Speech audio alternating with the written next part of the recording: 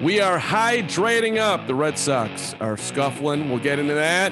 And hey, we're hearing some little rumors. Players could be on the move. Baseball insiders ready to roll, and it rolls right now.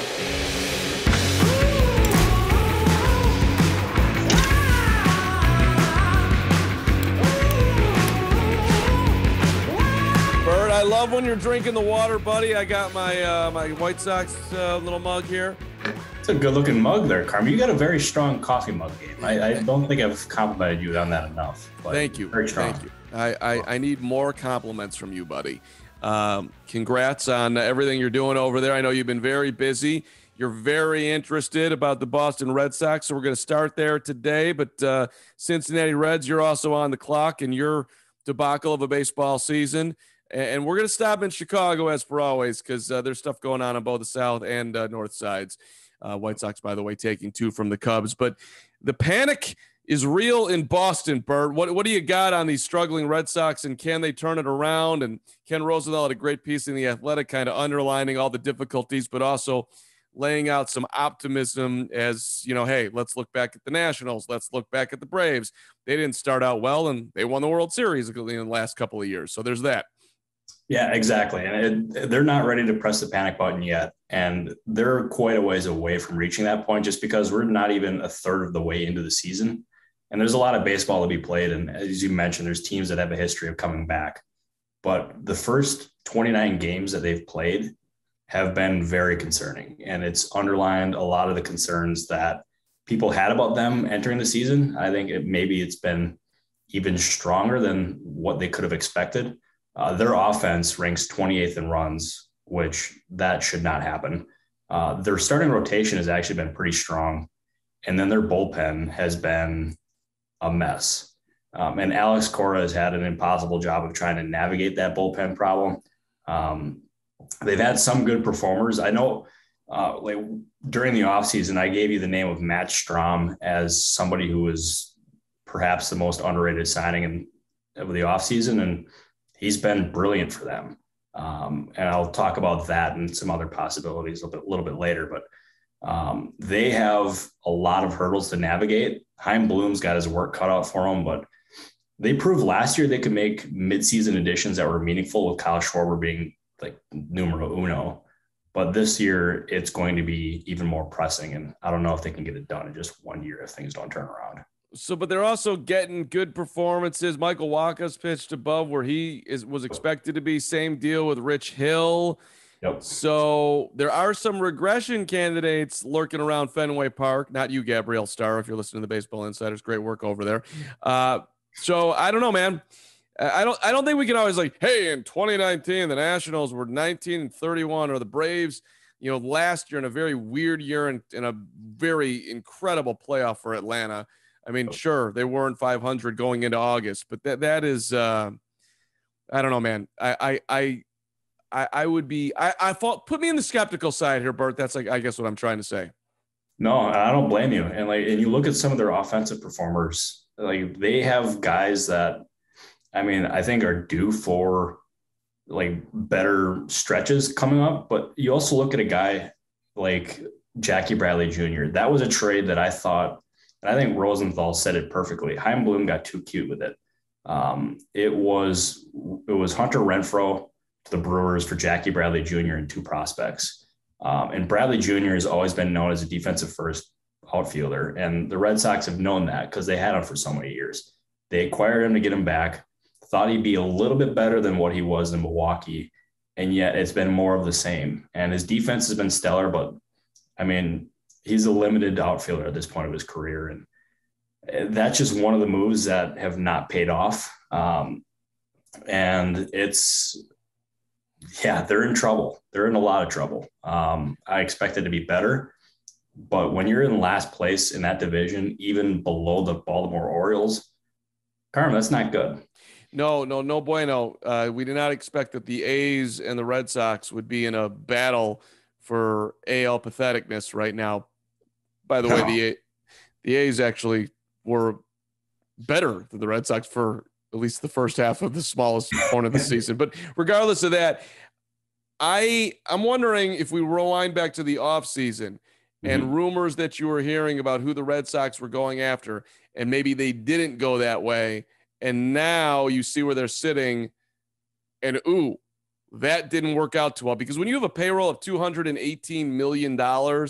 ultimately, this is not on the players on the field. This is on management and construction of team when you're given that freedom to spend. I would totally agree with that. And it's the number one thing for me. Obviously, you can point to the offense, but I'll give you a move that I thought they should have done. I don't know how heavily they talked about it or if they even did. I'm sure they did because Bloom talks about everything. But it would be signing an impact reliever because you look at their bullpen now, they don't have a set closer. They don't have like a true dominant arm back there. They ended up moving who is one of their better relievers from moving him into the rotation. He's been great there, but it's left a hole in the bullpen. And I thought they should have ended up signing Kenley Jensen, especially since he only got a 1-year deal. I thought that would have made a whole lot of sense. They listen. They could have. There's a lot. There's a lot of angles. The relievers were moving around. Even late, they you could have been the team that traded for Craig Kimbrell, brought him back. Let's relive that dream. I don't know. There's a lot of things they could have done. Do you think they'll be active to try and save their season at some point here? I know it's early. Active in trying to make trades or trying to. I don't know if they'll end up trying to be active in making trades sooner than later. I think they're going to have to roll with what they got. Maybe they call up one of their top prospects from the minor leagues. Maybe they try to find just a way to get some energy in that clubhouse. But with the way they're trending right now, they look like a candidate to be sellers at the trade deadline. And granted, we're about a month and a half to 2 months away from actually getting close to that conversation. But I don't know if I would aggressively try to add to this team. And I don't think Bloom will either. That doesn't seem like something he would end up doing or parting with some of their top prospects. But if you look at some of the guys that have as trade candidates, you mentioned Michael Wacha, you have Rich Hill, you have Matt Strahm, you have Xander Bogaerts. That's not sold, but maybe. I would not trade him. I think Rosenthal made a great point that they should try to extend him rather than trade him. But I know John Heyman of MLB Network reported like a month ago or so that the Red Sox made an extension offer to said somebody call me, decline that one. Anything personal, Bert? Anything? No, it was. You look rattled. I believe it was a spam call. Oh, so. Okay. Yeah, I get rattled by spam calls admittedly. Stay with me, buddy. You're right there with Xander Bogaerts. You're there. Oh, I am there. But they made an extension offer 1 year for $30 million, Carm, is what Heyman said. That is not going to get it done because his last contract was relatively team friendly. Actually, it was team friendly. This series, I'm sure he's going to try to end up making and breaking the bank here. And 1 year for $30 million is not going to do that. And that is not, they're not off to a good start in those negotiations if that was a starting point. And Heyman has even hinted that it's likely that he'll be playing elsewhere next year. So, well, it just makes me want to rewind back because you're the Boston damn Red Sox. You've got one of the highest payrolls in baseball. Yet, if we're going just through recent times, starting with Mookie Betts, somehow, some way you couldn't find the money to pay Mookie, and he ends up with the Dodgers, and the Dodgers are out there just rolling World Series, and who knows if they're rolling again this year. It's interesting to me how Boston makes their money decisions. I don't know if you can shed insight into this, but it just seems to be bizarre that they don't prioritize the top of the food chain, at least lately, a lot more than that they did in the past, and that they should really. Yeah. And I think a lot of it can be traced to Chaim Bloom. And when they had David Dombrowski there, they would spend a lot of money and they would be trading their top prospects. And under Bloom, they want to be more wise with how they spend, where They spend less, but still continue to win. And that's exactly what he was able to do in Tampa Bay, and why everybody in baseball identified him as the guy to poach away from Tampa. And ultimately they ended up doing that. And that's also why teams were trying to hire Eric Neander, who's their head guy there now. And James Click was there too, hired from the Astros. But if he's able to win with less, and that is part of why we're seeing such a low. It's why they had to make the difficult decision of trading Mookie Betts. And the Dodgers extended him basically a couple months after they acquired him. It's tough. I mean, Andrew Friedman's been successful on both sides of this, small market, big market. So you would think that, I have all this money, it's a lot easier. But you still have to. Yeah, go ahead. Ownership, I would imagine. This is me speculating. It's not me having inside info, but you have to imagine the ownership is giving him. I mean, sure, he's going to have resources to do what he wants, but the Dodgers spend money like it's going out of style. Like they're an outlier rather than the norm. And the Red Sox, meanwhile, they're going to try to still spend, but just not as much as they used to. So let's go to where you do have, I think, some insider, at least some tidbits of value, and that is over to Cincinnati, where the Cincinnati Reds are on pace. Do you know how many games they're on pace to win, dude? I don't. Give me a number, Carm. I know it's not many. The Cincinnati Reds right now at 6-23 with a win percentage of .207.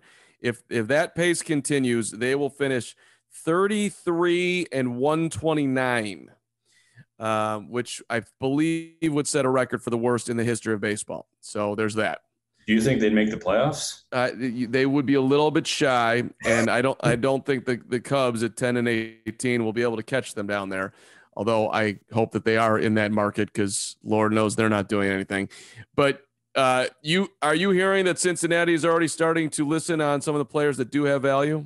Yeah, I know Peter Gammons has said that the Reds are willing to talk about Luis Castillo, who just ended up making his first start back pretty recently. And as soon as he's back, shows that he's back to normal, he is going to be somebody who's pretty coveted by teams. It comes at a pretty reasonable cost too. But they also have Tyler Mahle. I might be pronouncing that name wrong. I just had a big brain fart there. But anyways, they have the starting pitching that teams are going to be coveting. And those are going to be the two names that you really want to watch for when it comes to the Reds. They have other pieces too, as I mentioned, and I think it was maybe our last or maybe the second to last episode. I wonder if they ever consider moving Joey Votto, because I mean, that guy deserves to be on a contending team, and this team is a pile of poo-poo. That's the only way I know how to put it, Carm. He deserves better. You are just straight adorable. You can say shit, Bert. It's okay. I mean, I understand that this is on YouTube and on the podcast line, but poo-poo is fine. He's 38, dude, and he's hitting 122. Does anybody want Joey Votto? There's going to be teams that want him. Maybe the Reds have to eat a little bit of money, but I think there's going to be a list of teams that are going to be looking at Joey Votto. Okay. Not just a guess, though. No, I'm sure he can find a place for somebody as a DH / off your bench / play some first base, whatever. But let's just state the obvious on the Baseball Insiders, which is not what we do. But I think Joey Votto might be just a little bit past his prime. Do you know who leads them in batting average with that actually qualifies right now with the number of requisite at bats needed? Give me Tommy Pham. Tommy Pham would be correct at 234. That's your leading Reds hit for it. Yep. So I got one positive note on the Reds. Okay. In addition to their leading hitter averaging 234, is they are currently on their longest winning streak of the season with 2. So they don't have one player who is above 0.8 in WAR to this point. If we want to get in the weeds here on baseball numbers, Pham, Tyler Stevenson, and Brandon Drury, ye of the 6 homers and 18 RBIs, are all at 0.7. What's Colin Moran at? Colin Moran is at 0.2. Yeah, because he had 3 straight at bats with homers. So Well, he's in 207 with a OPS of 648, and those are the only 3 homers that he's hit this year. So there's that. yeah, exactly. Yeah, Yeah. boy, we got to use a needle to find the positives here with the Reds. Boy, what a I knew they were going to be bad, Carm, but I don't think any of us could have expected this bad. Like this is like Bad News Bears level bad. Great movie. The original. Always watch it once a year. True. It's good for you.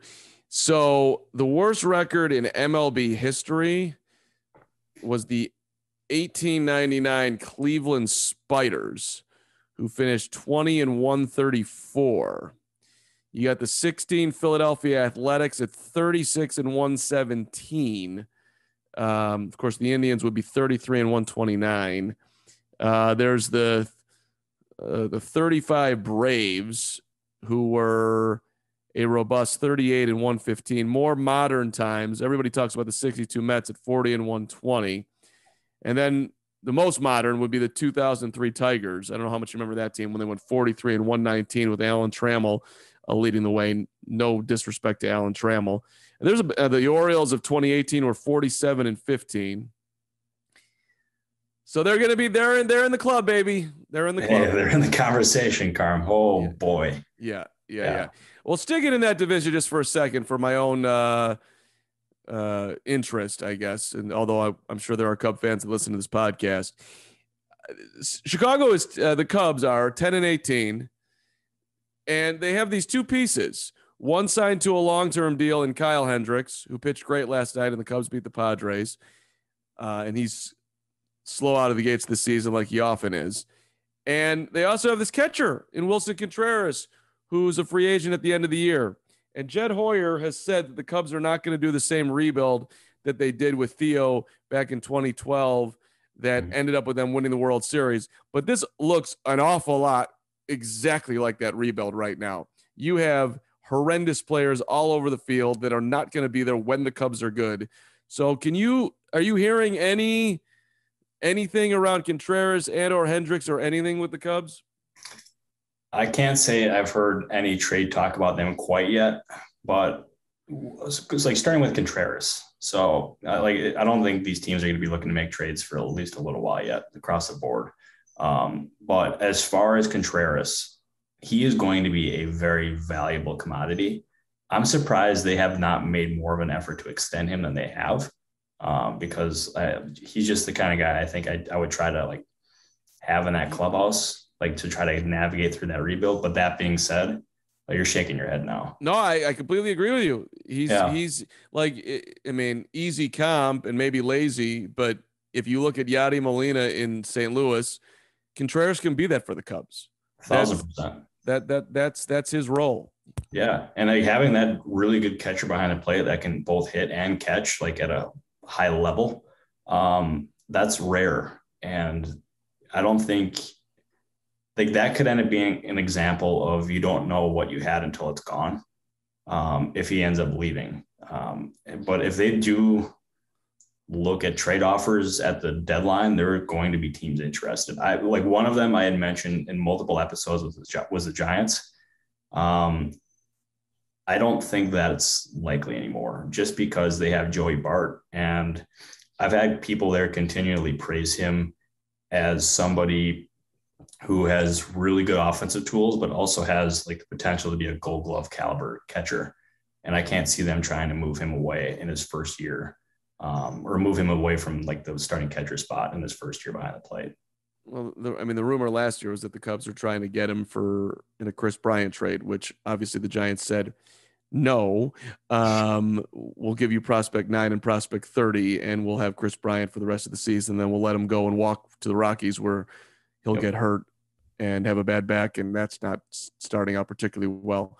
Anthony Rizzo, by the way, is making himself home in New York, just showing up to Rangers games and drinking beer and hitting bombs and playing great baseball for the record. That, you could add him back for nothing.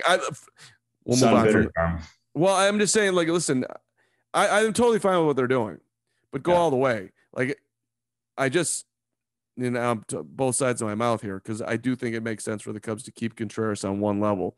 But if you're going to do it, then go the whole way and move your assets and try to replenish the farm system as best you can. However, they've waited this long. So what's interesting to me, what you said is you think there's going to be a market for him. Yep. Last year, they were very lucky to get Pete Crow Armstrong for Javi Baez, and Pete Crow Armstrong's playing great for the Cubs down in the minors. He's tearing it up in Myrtle Beach. But then you also have the Bryant side of it where you got basically nothing, I think. I'll tell you that Pete, like I've had multiple executives call that Pete Crow Armstrong trade the best of the deadline. Like they are flat out floored that the Mets gave him up in that trade because he is Carmen. He's going to be a star. And that they were able to get him for a couple months of Javi Baez, pretty damn good. If I was the Cubs last year, I would have tried to trade Contreras because what he had that would have made him even more valuable than he is controllability.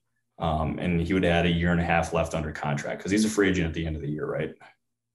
Yep, that is correct. And you trade him for basically a team is going to get 2-3 months out of him. And that's far less valuable. And that trade package is going to reflect that. So that's why I think teams are going to be in, but they're not going to be willing to give up, to keep this on track, a Pete Crow Armstrong level player. All right, let's go over to the AL Central, and you got your eyes on the Guardians, who are 15-14 after a bizarre comeback, insane. They had a 3% chance to win, but came back and got the White Sox last night in extras, a grand slam in the ninth, the whole thing. They're hitting the baseball over there in Cleveland there, Bert. You've got some love to throw their way, I guess. Yeah, I do. And it stems from their offense. And I want to ask you a question here, Carm. And the first one's going to be pretty obvious, but second one, not so much. Who are the two teams that own the highest contact rate in the majors right now? You think that's obvious for me? I love the credit that you're giving. Highest contact rate in the majors right now. Yep. Well, we're talking about a certain team. So Cleveland's one of them. Is that what you're saying? Yep, correct. The other one. Let me just throw a guess out there. I will say the Mets. Nope. It is Rockies. The Colorado Rockies. All right, there we go. The Rockies. Okay. And the fact that the Guardians, I mean, that's what they're thriving on right now. And they're not relying solely on the home run ball like some of these teams, and they're just trying to put the ball in play. And we've seen that be a very successful recipe for them. And they've been better than I thought, and also allowed them to come up on the White Sox last night, which I'm sure you watched, where Josh Naylor had 2 home runs and 7 RBI after the 9th inning. That is ridiculous. And they just have a lot of good juju surrounding them right now. Naylor just epitomized that. And yeah, it's been one of the more pleasant surprises of the year so far. Well, Stephen Kwan's is super fun. I don't think the world is overly familiar with Owen Miller at this point. The Wisconsin native. Yeah, there you go, buddy. There you go. I wrote a feature on him. Check it out on fansided.com. There we go. We got the plug, Carm. There we go. I did not know that. He's hitting 338 out of, is it Mequon, Wisconsin? Mequon. My bad. I Mequon. Apologize to everybody who's been born or traveled through Mequon, Wisconsin. What can you tell us about Owen Miller that perhaps people don't know, Bert? Yeah, he was originally drafted by the San Diego Padres, and quickly made a really good impression on that front office. And all of a sudden, AJ Preller was doing what he does, and he was basically trading everybody under the moon. And he thought he might be traded. And all of a sudden, he ended up getting to the ballpark one day, got called into the manager's office with a couple of different players, and were informed that they were traded to the Guardians for Mike Clevenger. And the Guardians were very high on him. They liked what they saw in the metrics. Called him up last year, struggled a bit, got demoted. And this year he's been a revelation. He's been one of the more underrated players so far to start the year. Pleasant surprise. What did you say? He's hitting 338? 338.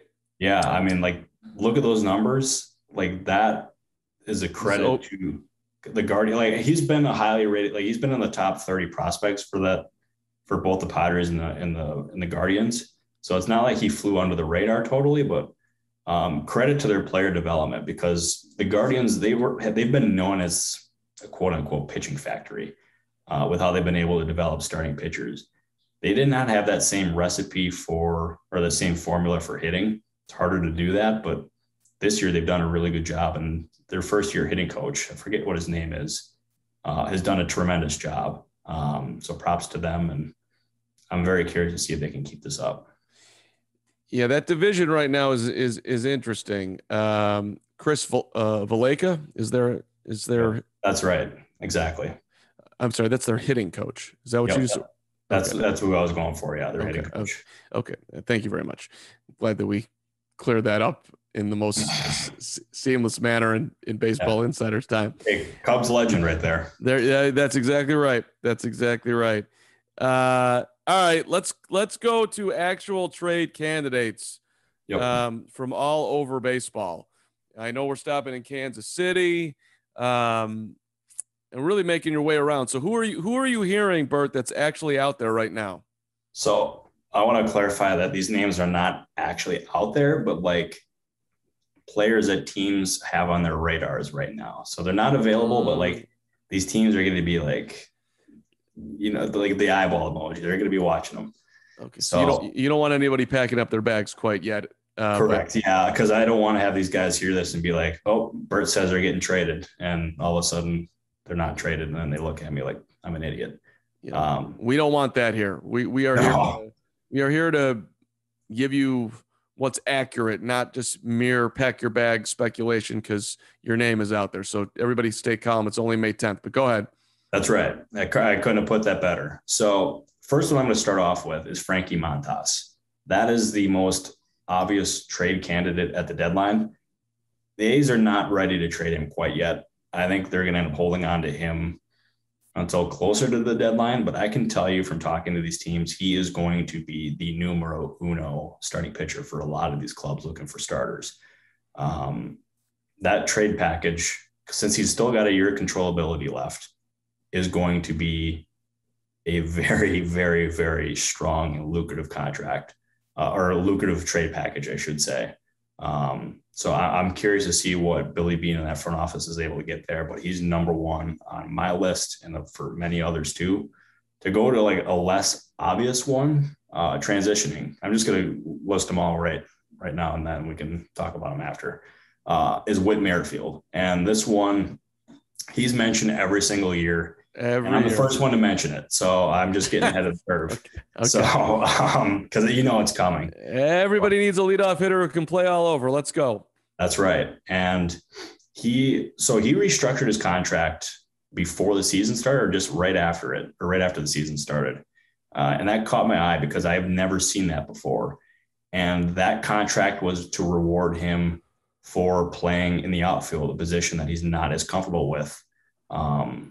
Rather than being in the infield, but it also lowered his future money and paying him more now, but lowered his future money. And that, I think that is going to make him a more tradable asset and is going to be far more appealing to teams. And it also could end up netting the Royals more in a trade. So I think that was another layer to that extension or that restructure that was not talked about at the time, but he's a more tradable player than he was before. So I'm keeping an eye out there. Third is Nelson Cruz. He was traded. It seems like he's been traded quite a bit in his career, but he was traded last year from the Twins to the Rays and was awesome in Tampa. Signed a 1-year deal for $15 million this year, mutual option for next year, which are almost always turned down. So if the Nationals were never expected to be a strong contender this year, after that rebuild, I don't think anybody could have expected them to be very good, but he is going to be, I think, a player that a lot of these teams covet. And I mean, I'll give you a list of teams that were in on him this offseason. It was the Brewers, who I was told were actually the runner-up for Cruz. The Padres were in, but they did not go all in for him like many expected. The Dodgers were in. And I want to say there was another team in there. Oh, the Braves were in, which kind of caught me off guard. I know the Braves had interest, but I don't think it was totally strong. I don't want to I want to make sure that isn't overblown by people who are listening, but they had some interest there. Alex Anthopoulos has absolutely loved him throughout his career. But I would imagine he's going to end up getting more interest if the Nationals don't step it up, which I don't think anybody expects him to be a strong contender this year. 4 is Trey Mancini with the Orioles. That, I think he's going to be somebody who these teams looking for another bat in their lineup are going to be showing a lot of interest in. He's got a great story, by the way. There's been a lot of stories. There was a story by Dan Connolly of The Athletic where he went all in on Mancini's journey that you should take the time to read it because it was just awesome. All right. And then lastly is Corey Knebel. Phillies signed him to be a high leverage reliever. And this year, I mean, he's been that for them, but they've also really not played as well as many people have thought they would, especially after signing Schwarber and Nick Castellanos. And if they end up moving some players at the deadline, they're not going to move any of those prime stars, but they signed Knebel to a 1-year deal this offseason, and I think he's going to be a pretty strong trade candidate for these teams looking for bullpen help, which, as you know, Carm, teams are always looking for bullpen help. So I think Knebel is going to end up being somebody that these teams identify and could end up getting the Phillies a top 30 prospect and a little bit more back. All right. Can I empty the Carm notebook here and see what you think? Let's do it. I gotta get hydrated again. Yeah, please do. So number one of the more likable players that and interesting guys that I've interviewed in the last, call it 3-4 years, is having an unbelievable start to the season. And I'm talking about Michael Kopech for the Chicago White Sox. Interesting on and off the field, lowest ERA of any starter going right now, under 1, and another great performance yesterday. Deserved to get a win against Cleveland. So that's, there's the White Sox have scuffled out of the gate here, but they may have a legitimate ace in Kopech. So that is a huge and they're playing a lot better baseball, by the way. They've won 6 of the last 7. It's a huge little development if people are not paying attention to what's going on in the White Sox rotation. No, most definitely, Carm. And I thought about the same thing the other day. I was going to text you, believe it or not, rather than our early morning text messages or text sessions that we usually have. It was going to be a late afternoon text, but Kopech, it almost okay. So to me, and tell me if I'm wrong, but on a national level, is he underrated? Right now he is. I don't hear a whole lot of scuttlebutt on Michael Kopech. I mean, neither do I. This was a primetime Red Sox prospect who went to the White Sox in the Chris Sale trade. So, obviously you knew what Rick Hahn and company thought about him it was a great deal and they had to trade Sale, but that targeting Kopech and Yoan Moncada, that's a hell of a job by Rick Hahn. I mean, really. So, but he's been hurt. So out of sight, out of mind, really. Right. I mean, that's really been his story. Exactly. And also going back to that trade, I remember, so they ended up getting, was Moncada, Kopech, Victor Diaz, but there was the other name in there. It was Luis Alexander Basabe. How is that for a name drop? I thought he was going to be a very, very good player. Did not turn out to be. But that at the time, getting not just Kopech, not just Moncada, but Basabe, I thought that was a coup. Turns out I was wrong, but still they were. Yeah, being able to get those 2 players for Chris Sale, who's been off the field for 2 years now, pretty impressive haul. I mean, Rick Hahn at that point in time was on a insane baseball executive hot streak. He traded Adam Eaton, who generally sucked and was a pain in the ass in the clubhouse, even though the White Sox brought him back weirdly last year. Yeah. They traded him to the Nationals for Lucas Giolito, Dane Dunning, and Ronaldo Lopez. 3 guys who started, and one of them who's a borderline ace. I mean, ridiculous. For Adam freaking Eaton. Yeah, I remember that. Okay, so I remember that trade and just being absolutely freaking flabbergasted. Teams just overpay for guys who are under contract. Oh, 1,000%. It makes them, yeah. Boy, I cannot say what I was about to say. Why not? Yeah, flat. Okay, I'll just say it.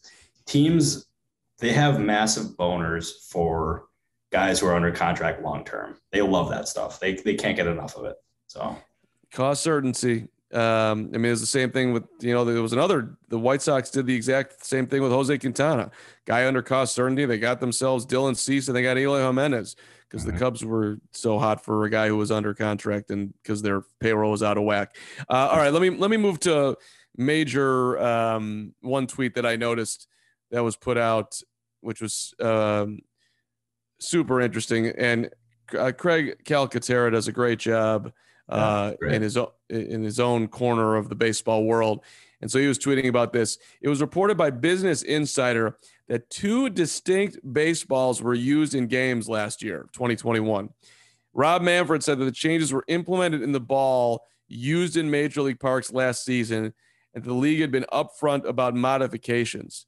He repeatedly cited a report that the league had commissioned to study the ball, which found the top concern was improving consistency. Why is it that there isn't one damn baseball that is made? You don't see this in football. You don't see it in basketball. It's just weird to me, man. One baseball. This is what they make. I don't get it. For lack of being just an idiot, I guess, or just not understanding how it's not one baseball. This is what we do. This is the game.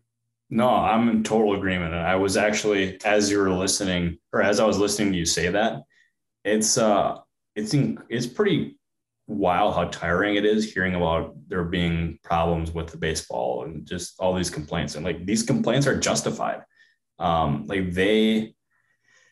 This should not be an issue, especially in the year 2022. Like we should be playing with one baseball. And last year, as soon as the reports came out that there was a different baseball being used at different times, the amount of text messages I got from coaches, from players, from others in the game who were talking about this, absolutely freaking wild, Carm. It has got everybody in baseball absolutely enraged.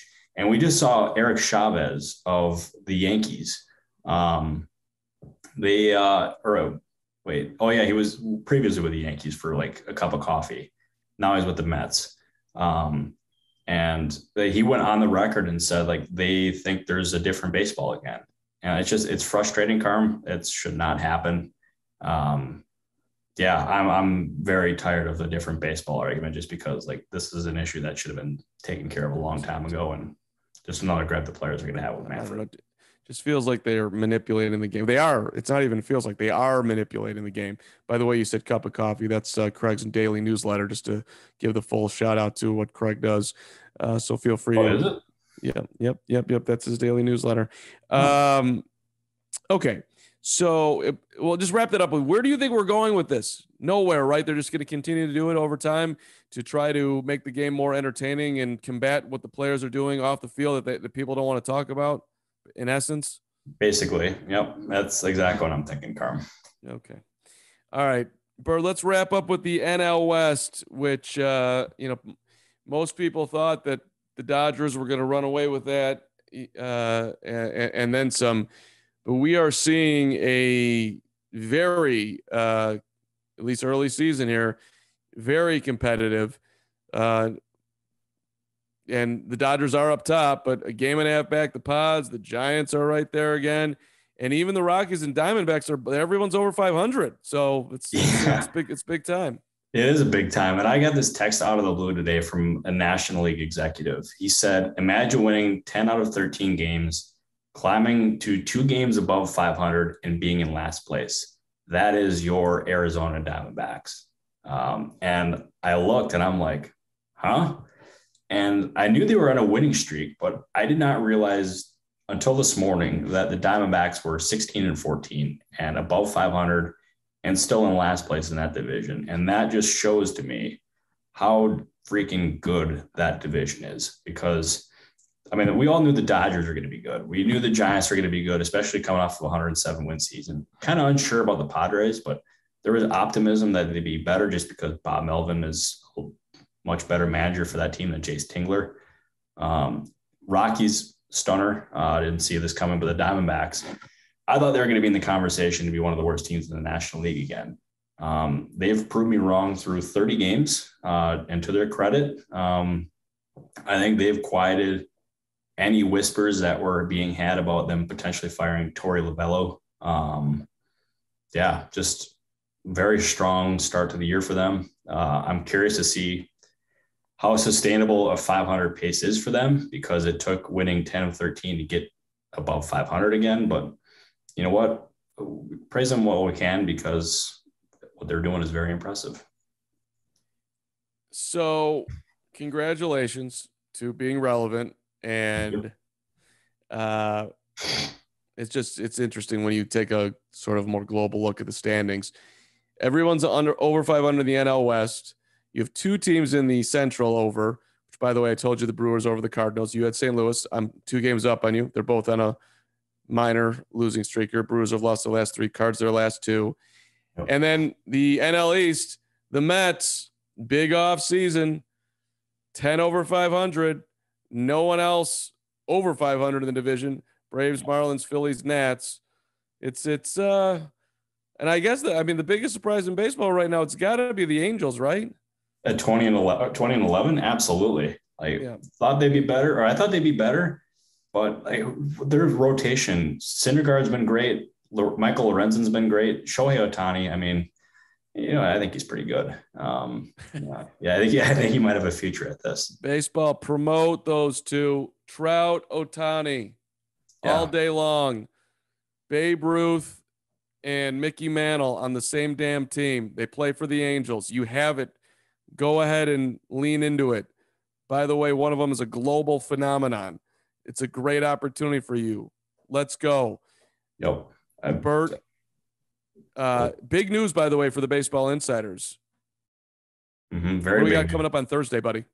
So sources tell me and at the Carm that we're having our first live episode on Thursday. What time is it, Carm? Our first live episode of the Baseball Insiders, Robert, where you are we're sending out someone to dress you, wardrobe and all.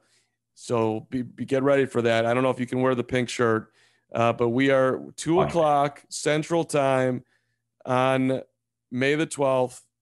We will be ready to rock and roll right here for you. It's also NFL schedule release day, so maybe we'll get your Eagles in here, Bert. Go Birds, baby. I got Sean Daly in here. That's my guy. He's here, buddy. Fellow Birds fan. He's taking a break from TikTok right now to hang out with us. What a guy. Guy's just making channels like left and right. Which, by the way, the Baseball Insiders TikTok is out there, and Kevin Millar is carrying us in a big way. So thank you, Kevin. A great interview by you, Carm. Great job, Carm. Way to go, Carm. Way to go, Carm. At the Carm on Twitter, by the way. Thanks, Bert. Hey, Robert. Good to be with you, buddy. Hey, great being with you too, pal. Always a pleasure. Hit that subscribe button and turn your notifications on. Live shows coming up. We'll see you Thursday, 2 Central. And yes, continue to hit the sweet spot. Right back up the middle. Base hits all day. They play. I'm going for dingers, baby. I need to smack one out of the park. Get ready. And then there's that side. The Baseball Insiders. We'll see you next time.